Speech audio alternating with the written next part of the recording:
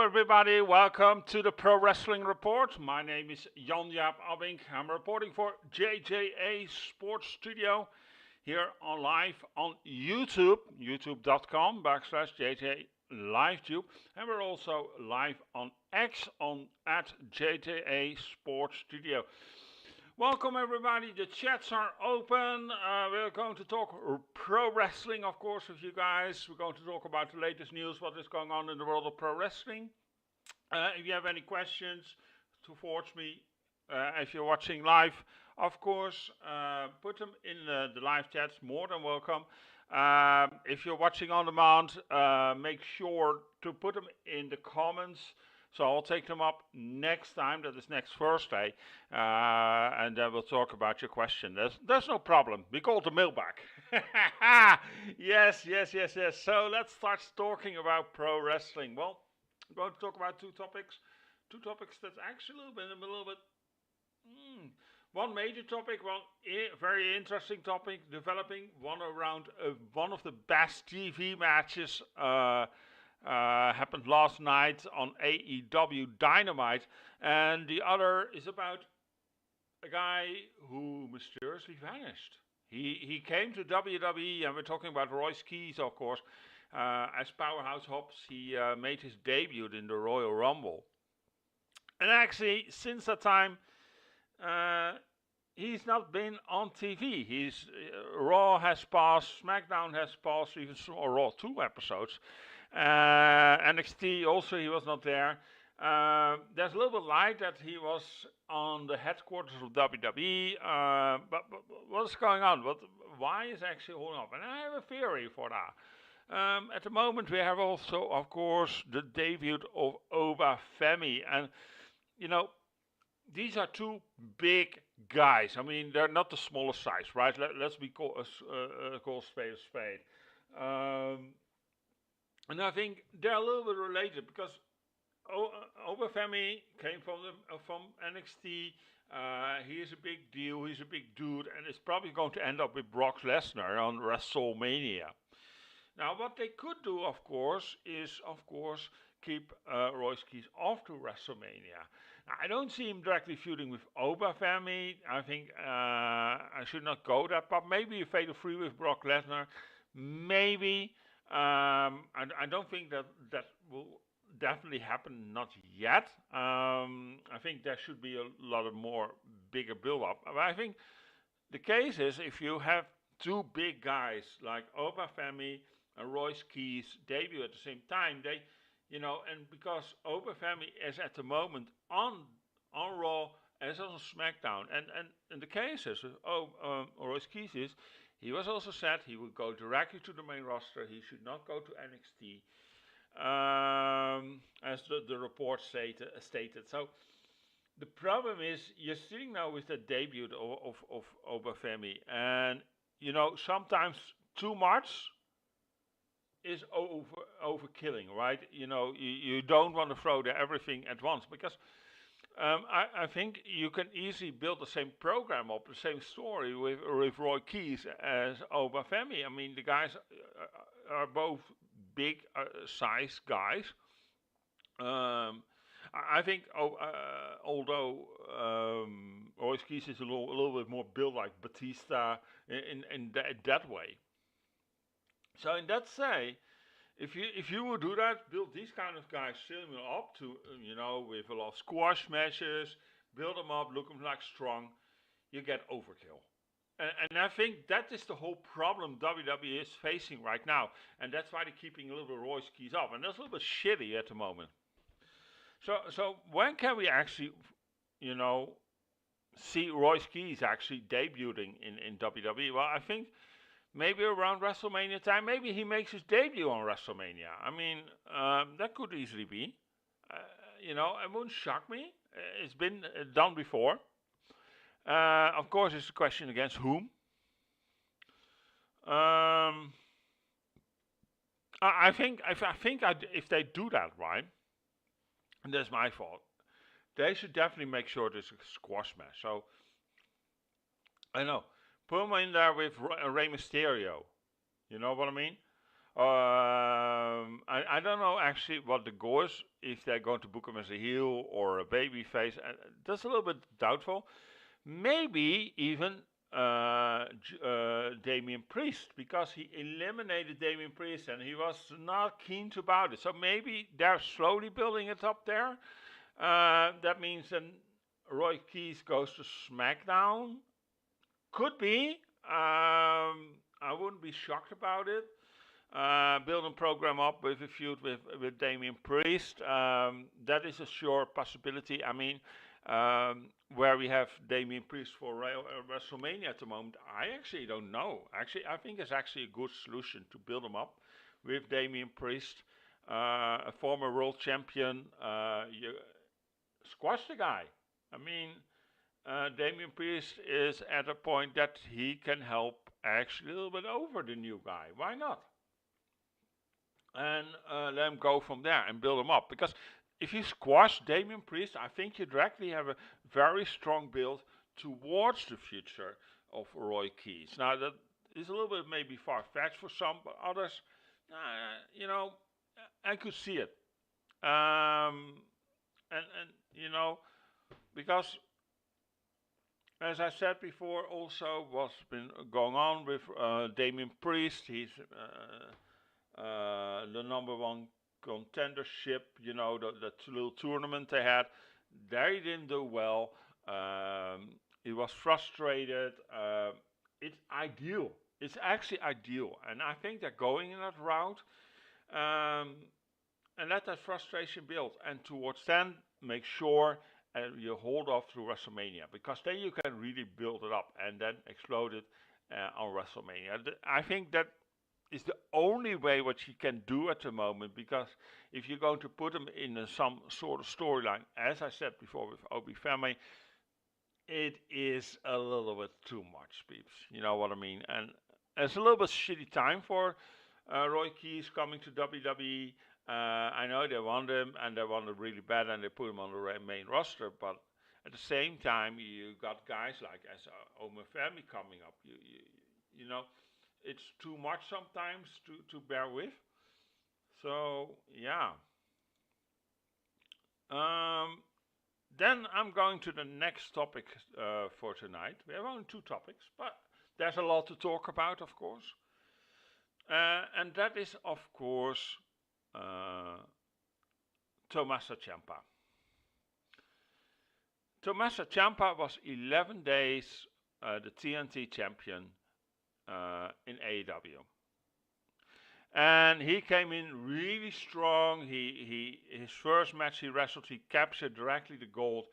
And everybody was thinking he's going to this massive long title run. And I'll be honest, I thought that too. And yesterday we saw one of the best TV matches of 2026, and that was against Kyle Fletcher. Now the problem with this match was already when I went in, I thought, well, they're building Kyle up to the future of AEW. And let's call a spade a spade. The guy is phenomenal.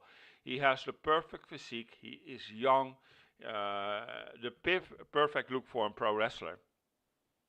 And he has it. You know, he has it all. He's the perfect heel. I think he can even pull off the best baby face in the company. You know, everything seems to collide. I mean, you know, he is still on an age that you say, well, you can do a lot with him. And there's time to build. And I think it's going to be the biggest build of the future for AEW. So there you sit a little bit. And then you have Tomasso Ciampa, not the youngest wrestler anymore, but Tomasso Ciampa is at the current time of his career. As I said, he's not the youngest, but he is in a perfect spot to actually put guys over. The guy, we all know him. He is a phenomenal wrestler. I think his name carries weight. What he has built up to be. And how he came out also. He came out actually to becoming champion. He put it up, and rightfully so. He got that gold, phenomenal match. But in the way they booked him last night, what was a phenomenal match. I think they put over Kyle Fletcher so good, and it gave really the shining of Kyle Fletcher. And that's a perfect way. Actually, Tomasso Ciampa, I mean, hats off, the flowers to him. He made Kyle Fletcher look like a star last night. So good that match was. Absolutely one of the best matches till now I've seen. And, you know, I don't say that often, because I'm not a Dave Meltz who likes to go on so many match stars. I think that's ridiculous. But this match had it all. Really had it all. Exciting. You don't know where it was going. They were equal match. They both put each other over like $1 million bucks. That's how good they made each other look. And that's what you should have. And that's actually what AEW needs at this point. So my hats off to, I don't say that often with the booking towards Tony Khan, but damn, he did a good job there. And I think they should build on with this match for the future, for AEW, for Kyle, and also Tomasso Ciampa, because Ciampa is in a point now he can make other guys look great in that ring. And I think AEW is so much in need for that. Yes, you have MJF. Yes, you have Will Ospreay. But they definitely need more people like Tomasso Ciampa to look the younger generation that is coming up in AEW look like $1 million, and to build up that future star and to build up that future for the next generation. I think what I saw last night from Ciampa, he is the guy to do so. So what you have to do is, I think what Ciampa should do is definitely push towards the main event spots. You know, let him go out there. Don't let him win titles. I think he doesn't need a title at this point. But let him chase. Let him push those guys, the heels in the company, and maybe even the babyface to its limits, so then they can look great and they can build up a legacy and also a better AEW product. And in that way, you can also make AEW look stronger, a stronger competition, and what the brands need right now. And I think this is an important step. If the AEW is smart, they use this step. I mean, don't get me wrong, I have nothing negative to say about AEW. I think they're on the right path. I mean, they've been developing creatively so much the last a half year to a year. It's phenomenal. And that was amazing me, because I was actually feeling the worst, because Will Ospreay was out, Swerve Strickland was out,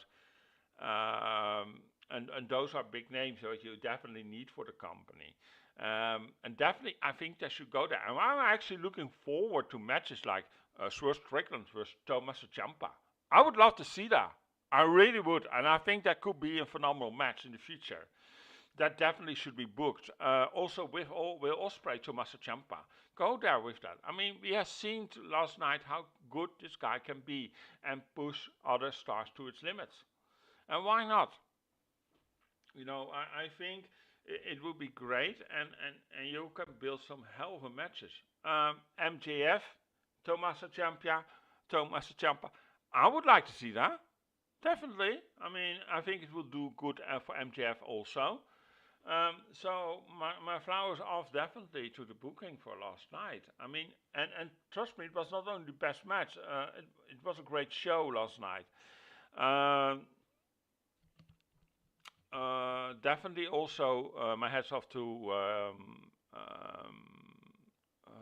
what is her name? Chris Statlander. Together with Tekla. Great women's world championship match. Told a very good story. With not much build up. I mean, the build was actually on Collision, and sometimes you have these matches. They don't need a big build up. Just do it. Go out there, have fun. And I think that championship of the women was rightfully there, and also with Ciampa. There was no build-up, but on Collision, because he wanted his title back, and that's it. He wanted to go back to Australia as a champion. What more do you need? I mean, it's much better than to fight over a plastic necklace on your hand, right? And then for weeks build, and it was great, and we got a great Hell in a Cell match out of it. But sometimes it's all what you need. And enjoy the wrestling, enjoy what they bring in the ring, because there what is need to be built. There we have to focus on. Eventually comes down to that. And I think last night Ciampa and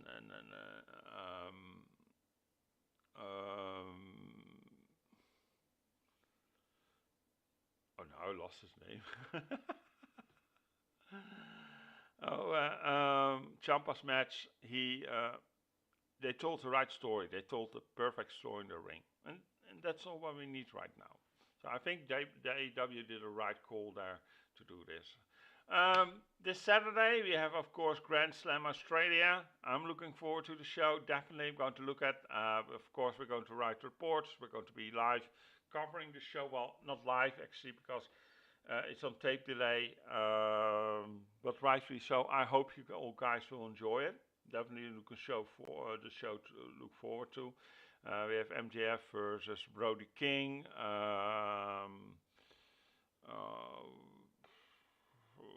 We have a haircut match between Orange Cassidy and Tony Storm versus the Death Riders team. I can't. Saphir and I think it was John Moxley. I'm looking forward to see that. I'm definitely looking forward to see that. Anyway, this is actually all I want to talk about. It's a little bit short show today, but sometimes talk about things and words they act less.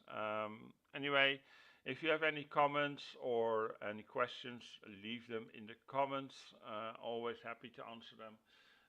Interesting, and always take them to the next show. Take care. See you next week with the Pro Wrestling Report. My name is Jan-Jaap Abbink. See you next week, peeps. Bye for now. Bye.